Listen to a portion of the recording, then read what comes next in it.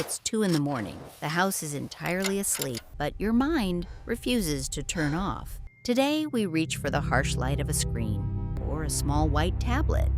We don't really understand. We treat the sleepless hour as an enemy to be defeated.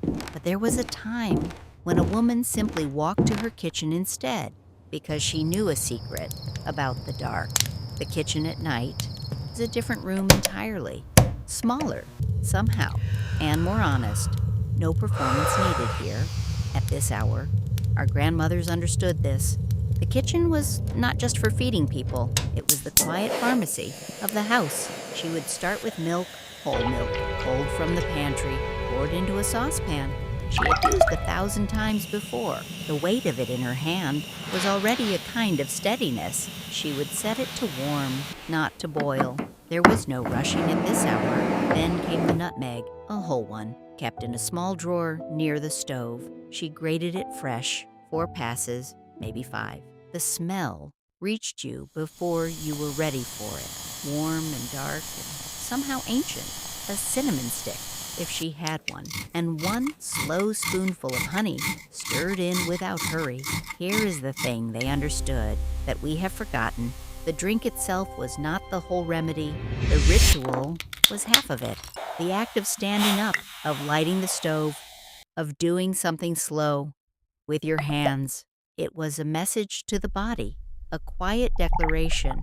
You are not in danger. There is no emergency here. There is only a kitchen and warm milk and the dark outside the window. The nervous system is not complicated. It does not respond to arguments.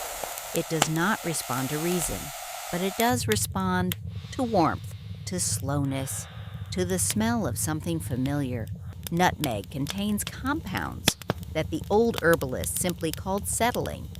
Warm milk carries tryptophan, the quiet amino acid, and honey steadies the blood through the long night.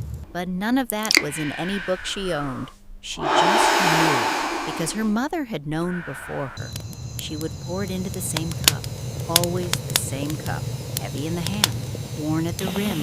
She would hold it with both hands the way you hold something precious. Not because the cup was precious, but because the moment asked for it. And then she would walk back through the dark house, carefully, the cup warm against her hands, the mind already quieter, not from the drink yet, but from the doing of it, from the 10 minutes spent in deliberate, unhurried care. We have made rest into a problem, to be optimized, tracked, medicated, managed. But once, it was simply tended to, the way you tend to anything that needs care, with warmth and patience, and both hands. Good night.